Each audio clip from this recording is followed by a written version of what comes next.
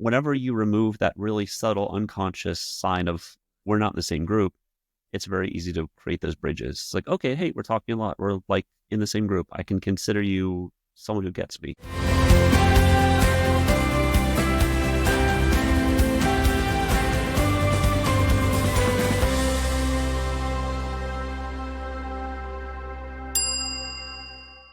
Hello, everyone. Welcome to Frustrated to Fluent. I'm your host, Devin Bruce, and we help non-native English-speaking healthcare professionals gain the skills they need so that way they can thrive in their careers and communicate effectively with their patients, colleagues, and staff. And today, my guest is Quinn Landis. He's a licensed mental health counselor with a specific area of expertise in helping people who have experienced trauma, including those who grew up in dysfunctional households and those dealing with PTSD. He has been in practice since 2016, and as a therapist, he balances empathetic listening with teaching practical skills, giving his clients the insight and tools needed to continue to heal and grow themselves between and beyond their therapy sessions. So, Quinn, thank you so much for being here. I'm glad I can be here. This is a really cool, interesting, like niche and topic to speak on. Thank you. Yes, I'm going to piggyback off of you in saying that, yes, I'm really excited to talk to you today because we are going to be talking about the power of our words. And you being an expert in your field, especially dealing with trauma and dysfunction, you really understand the importance of our words and how they directly impact people. And from my end, as an English coach helping non-native English speakers, this is a really big issue that a lot of people don't realize, and they unintentionally cause issues for themselves and others simply because they don't really know the nuances of English and how we use it. And we're going to talk about that in a little bit, but I'm really excited to talk to you about it. So again, thank you so much for being here. This conversation is going to be very unique, and it's going to help a lot of people. I hope so. I'm looking forward to it. Thank you. All right. So before I get into the first question that I want to ask you, I want to tell you why I wanted to talk about this. So I was working with someone, this is a while ago when I was really taking on personal clients, and to keep his information secret, he works in healthcare here, and he was getting a lot of complaints about him as a person in healthcare. And he was in a leadership position, and he could not understand why he was getting complaints, and it was causing him a great deal of stress. Anyway, when he started working with me and realizing that we use our voice for clarity, meaning that we can say the same sentence 5 different ways and have 5 different meanings. And in his first language, it's not like that at all. There really is no difference between the words. Their voice really doesn't matter. It's just words coming out of their mouths. So once he realized, oh, I really need to pay attention to the way I say things because I'm causing pain on everyone around me. And that really opened his eyes to the power of our words and the way that we use our voice in English. So having said that, I really want to ask you, how can non-native English speakers be mindful of the power of words, even if they're unsure about the nuances? I think that's something I bump into just like in the therapy psychology world in general, whether a person's a native speaker or not, is that like I had been specifically trained by a supervisor one time to never say why. And I've heard that multiple times too. Like try to reframe the question from being a why did you do that to a what were you looking for? Or how was that supposed to go? Something like that, right? Because why is really the simplest explanation is so many people have parents who are like, why did you do that? And they're not actually asking for an explanation. It's like a confrontation to just kind of show the displeasure, right? So why can feel really judgy. I found also linguistically, there's just something about it that doesn't get you anywhere. You kind of spin your tires. Why did I do it? Because blah, blah, blah. You know, they're not really talking about, it doesn't ask for it in a deeper way like that. So definitely the specific question word we can use can be a big impact. The way we word things can be really impactful. My specialty in trauma, especially kind of touching on like, yeah, that the way things are worded, the way we can say them can affect people in ways we don't expect because they might have a unique relationship with that phrasing, that tone of voice, something like that. So it's good to really think a good practice I've seen, I've used for myself at times is if I'm going to word something, especially text, email, things like that. But even if we're going to speak it, I try to think, okay, what is the absolute worst way a person can interpret this? If they're just absolutely looking to be hurt or angered by this, or they're Yeah. picturing me just enraged on the other side of the keyboard or whatever, that's a good way to be, okay, how can I make this an airtight sentence the way I structure it, the words that I choose for it? I like that. That makes a lot of sense because since a lot of them don't really know and understand the power of our voice when we're speaking English, if they try to put themselves in the other person's shoes on how they may respond to that, that can help immediately. So I like that. Thank you. That's actually quite helpful. Mhm. Now, actually going a little bit deeper into that, the people that I work with and the people who are listening are non-native English speakers in healthcare. And as you know, a lot of them have to deal with and talk about very hard, life changing conversations that can alter the course of someone's life. So, with your extensive expertise in this, how can non native English speakers navigate sensitive conversations where words carry deep emotional weight? Definitely matching tone when in doubt, I think would be a good way to, because sometimes even in my own work, we deal with heavy stuff. Mhm. And actually, you know what? That said, I'm going to say both things, like trying to match their tone, but also being empathically aware. Because sometimes, like if they're going to speak kind of lightly or they're going to speak really heavy, you kind of match the speed, you match the tone so that you're like on the same wavelength as them, right? However, some people, like as a therapist, I don't know if this is unique to therapy or not, but sometimes someone will be saying something really heavy, but like laughter is their protection, So their tone is like light and amused. So then rather than unconsciously kind of like politely chuckling along with them, I'll kind of try to hold the space instead. I will keep it grave or like heavy or what's the word for that? More sacred of a topic. And they can do the thing, whatever they need to do tone wise. So part of it can be match their tone, but also knowing when not to match their tone, when to hold the space for them while they do what they need to do to get through it. Okay, can you give an example of that? Like when would be a good time to match and when would not be a good time to match? I think it's actually really similar to that other concept of really trying to put yourself in their shoes, kind of going, okay, what must this feel like to have gone through that or to be saying this right now? Not just how we feel, because anyone who's, what, something messes me up in my personal life sometimes. As a Mhm. therapist, I'm like, okay, I want to not react in a way it's inappropriate. I want to show empathic awareness, like feel connection. Like I want a person to get that authentic reaction from me, but also Mm. I don't want to do it so far that comes across as judgy or like something is too much for me to handle. And so sometimes like someone will tell me some really heavy news, like in my personal life, like, oh, someone's in the hospital. Like, yeah, like maybe someone tells me that their mother's in the hospital or something like that. I don't initially know how to react because some part of me just reflexively is like, try to read what their reaction is. Cause I don't know if they're close to that person or not. I can't assume it's a tragedy.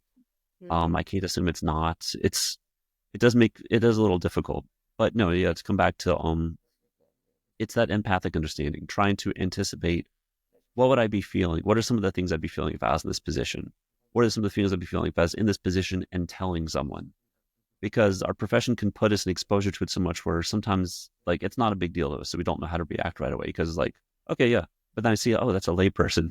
They're not as habituated to this type of stuff as I am. So then, okay, let me try to take myself out of my own experience, try to feel their experience, meet them there. Yeah, that makes sense, especially in the line of work that you do, because I work with a lot of the members in our academy are doctors, and so we've had conversations where they've had to straddle that line of being empathetic, however, being in a place of leadership and making sure that they are seen in a light where people look to them for answers. So I hear what you're saying. That makes sense when you're making sure that you have that balance between understanding where the other person is coming from, but then also taking a step back and trying to take a look at the whole situation. So yeah, that makes Yeah, it's a like a lot of weird sense. balance of I get it, but also I'm confident and steady enough to not be washed away by it. Yeah, exactly. And I think, and let me know your thoughts on this. I think that could be where some of the issues could arise, especially when you're dealing with patients. Because as a patient, this could be the biggest or the most horrible thing that they've ever experienced, or the grave news that can change their life. And then when they have a doctor or someone in healthcare that's very stoic and they're not reacting to it, that can cause pain on the patient, and it's not the intention of it. So yeah, I hear what you're saying. I like that. So let me ask you this, going back to this feeling of being misunderstood, like with the person I talked to at the beginning of this, that is a huge thing. They often feel so misunderstood because their intentions are not trying to hurt people. So how can someone navigate situations where they feel misunderstood due to their word choice or how they say something? I think a lot of people are afraid of confrontation or like just kind of breaking the rhythm and momentum of a conversation. But really, that's like a really mature, responsible, in many cases, thing to do is when you kind of notice a misunderstandings happening, try to like, okay, I'll stop, lean back up. I want to make sure I understand that, or I want to make sure like I came across clear.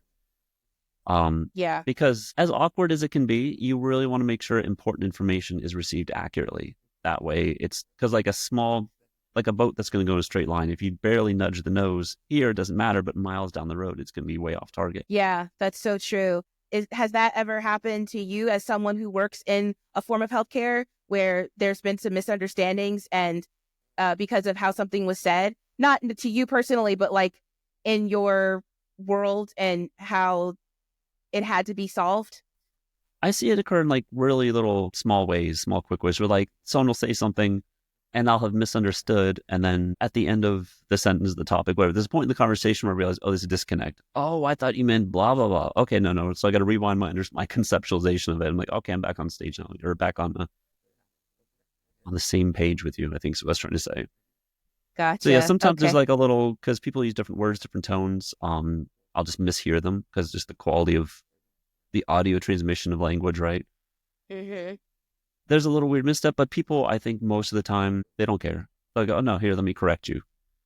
If it happens over and over and over, people can get frustrated over time, but like most people want to be heard more than anything else at their core. So people do not mind clarifying for others. Yes, I'm so glad that you brought that up because a lot of times with non-native English speakers, they don't want to feel like they're being perceived as less than. And so they don't want to ask for clarification.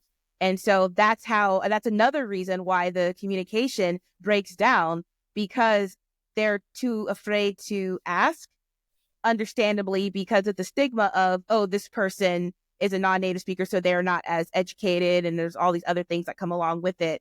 So yes, I think I agree with you. Asking for clarification or just saying, hey, I want to make sure I understand what you're saying. Could you repeat that?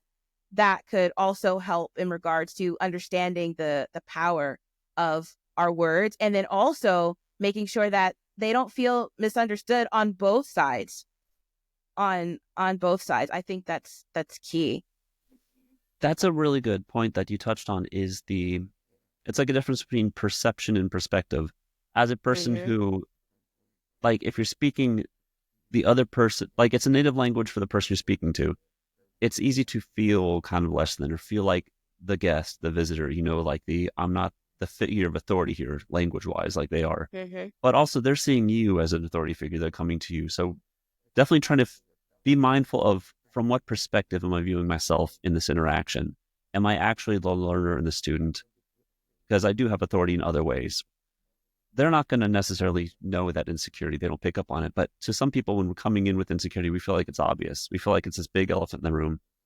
But it's almost like a fake it till you make it kind of thing. It's like they don't know you feel self conscious. So just step into your power and your authority. And yeah, even if you have to admit you didn't really understand, didn't quite catch something, if you do it confidently, they assume that you're confident. That is so true. Yes. Yes. If because people don't know what's going on in your mind unless you articulate it. Mm. Now, of course, could be some other things like if your body language is really portraying that. But if it's not, people are not going to know.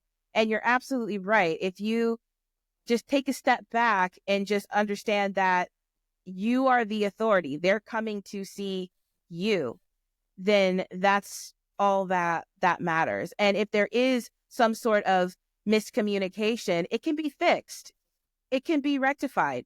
And a lot of people are may not know that because again, they're so worried about trying to come across as a leader or someone who knows what they're doing because they're a non-native English I speaker. think it's a good step of leadership and power in the situation to try to like call out and try to clarify a point of possible miscommunication.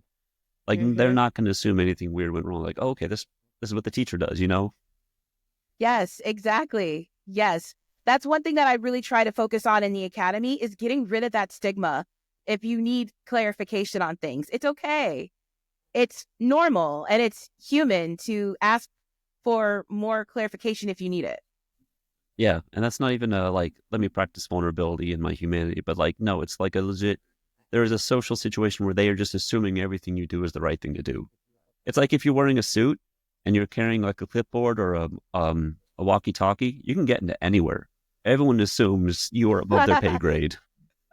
Yeah, you're right. That's so true. Yeah, you're right there. Now, are there any specific strategies that non-native English speakers can use to build confidence in using emotionally significant words? Because a lot of people feel afraid to use them because they don't want to use them in the wrong way. Yeah, there's a lot of words for different emotions where it's like it takes a lot of practiced exposure to like no intensity sometimes. Mm-hmm, mm-hmm. So are You there know what? any Something I do is I will match because there's different words for the same things. I will try to pick up on what the person I'm speaking to, like the words they use. If they use this word to refer to a certain emotion or thing, I'll try to use that word too. Something that comes up not a lot anymore, but something I had noticed going through my career is that people older than me tended to call marijuana pot, people younger than me tended to call it weed. So I would either kind of wait till they mention it and then just use their word, or sometimes I'd assume I do the really dorky clinical thing is like, is that THC? You know, I don't know. But definitely, yeah, picking up on the particulars of their language. And it helps you build rapport quickly. If you speak alike, people feel more understood. They feel like communication is happening better. I know that my parents use pot and my cousins use weed. And that's a really good, you made a really valid point is that when you pay attention to those things, it may not seem like it's a big deal, but that is a huge deal because people want to be seen and they want to be heard. And if that language is being used because you are aware of it, you're absolutely right. That can build rapport very, very quickly. It removes distance obstacles or obstacles. It doesn't, because language is a really good way to indicate what groups we belong to. And when you would remove, whenever you remove that really subtle, unconscious sign of we're not in the same group, it's very easy to create those bridges. It's like, okay, hey, we're talking a lot. We're like in the same group. I can consider you someone who gets me. Yeah, 100%, 100%. Now, what are some techniques that non-native English speakers can use to choose their words more carefully under stress? Because as you know, people who work in healthcare, it can be very stressful situations. So when they're in those moments, when they're trying to make sure that they're communicating effectively, what techniques can they use? Oh, I think the first step absolutely is to address the stress itself using relaxation skills, self awareness, like try to self regulate. Even if you just take a moment and it doesn't, sometimes 3 or 4 seconds is a really big deal depending on the crisis, right? But that's all it really Mm-hmm. takes. A breath in and then the breath out lasts about 2 seconds longer. That's going to instantly shift your nervous system from fight or flight into rest and digest. That changes the way the blood flows inside your body, inside your brain. So when you are in, even if you're worried, if you remove the stress from your body, you're going to have better reaction time and better creativity, better ability to like, okay, consider your options, come up with novel strategies, things like that. So keeping yourself calm and centered in a crisis will help anyone choose their words better, speak the language, be able to focus on the task ahead of them. Perfect. Love it. Love it. Now, finally, we've been talking a lot about like the harder topics. You know, if they're under stress, if they're misunderstood. However, there's the other side of it, right? There's positive parts of this. So, are there any universal words or phrases that seem to have healing or uplifting effect across cultures? Think anything that indicates that you see them, you hear them, you understand them. Because like developmentally from the early age where we first get the idea that our mothers are separate beings from ourselves, there's a craving of connection that we have that only gets worse. It's like, oh, not only is she a separate being and entity, she has her own wants, her own flaws. And so we kind of lose that really, really tight infant connection that we have with other. And ever since then, or from there, I think we find that want for connection, understanding, and positive regard, like in all of our relationships. So anything, I mean, you don't have to be that to somebody, you can't, right? But Mm. anything that really indicates I see you, I hear you, and your feelings, like I get the intensity, that it matters. That's a big deal. In therapy, they train us to use three different kinds of reflections. The most common, and that's a part of active listening, right? It's part of what the Mhm. skill they call facilitation to kind of keep the conversation going and help it go deeper, deeper.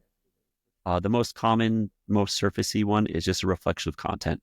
Someone tells you some stuff, and then you give them a brief summary of what they just said, which on paper is kind of weird. Like you say something to me, I say the same thing back, and you walk away satisfied. But like as humans, we kind of get it. That's how using that technique is a really good way to stop someone from repeating themselves. If they're kind of saying the same thing over and over, I give them a brief summary, and then they move on because the repeating is kind of that tells me that the brain isn't feeling like their message has been delivered in a way that's satisfying, like they haven't been heard. Once I indicate, no, yes, you have been heard. Here's the evidence. I have it. Then they move on. Second deepest is reflection of feelings. That's where you don't necessarily need to repeat back the content of what they said, but you can reflect back, man, that must have been really stressful, or I can't imagine what that'd be like, or like you use a feelings word to try to infer what they were feeling in that time or what that is like for them. And then the third, it's kind of rare and you kind of have to like know how to do it or know the person and their dynamic and life story well enough. But the deepest one is a reflection of meaning. So it's not just the Mhm. content of what they said, it's not just what they're feeling, but you get the significance of something that they told them in their overall dynamic and story and insecurities. Gotcha. That makes so much sense. All right. So before we wrap up, do you have any final thoughts? I think overall, a lot of this is really universal. A lot of people, when they have an insecurity, like I'm learning a language, I'm speaking to someone who's a native, or whatever it is, we can get fixated on trying to not be good enough. But a lot of that is the perception of our own perception of the situation and not what is a probably more accurate perspective of no, you are the person in authority and it's okay to learn and ask questions. And when in doubt, show a person, you don't have to tell them I understand because anytime that's something I learned really early on. It was when you say, oh, I understand, it means you don't understand. You have to show them you understand through some of those reflections I talked about or through some sort of demonstration, even if you're not doing like a really direct, intentional, let me prove to them I understand, but like just you choosing the same words that they choose because everybody wants to be heard and everyone wants to feel like they have value. And you don't have to prove your value most of the time because you can just, if they're coming to you, they're already bought in. They already think as a healthcare provider. Mm-hmm. So really, it's like, I think in brief, I'm trying to say you can do it, believe in yourself. They value Yes. you, show them that you value them and communication's easy. People forgive the little mistakes here and there because they see the overall package as a good thing. Yes. Absolutely. Completely agree with you. All right. So thank you for coming on. Where can people find you? I have a website. I'm on psychologytoday.com. You can search my name, Quinn Landis. I'm licensed in Florida. I'm licensed for Florida as a therapist, so that is where insurance will cover me, right? Outside of Florida, I've done international mental health coaching. So I also have a website. It's www.quinnlandis.com, QUINNLANDES. Those are probably the best ways to get a hold of me. Awesome. Thank you. And those links will be in the description box below. And if you are struggling with the power of your words and you're not sure how to use them, we do have a free community for healthcare workers. If you're a non native English speaker and you are tired of doing this by yourself, please join us. The link is also in the description box below. Thank you so much for tuning in, and I will see you next time. Take care.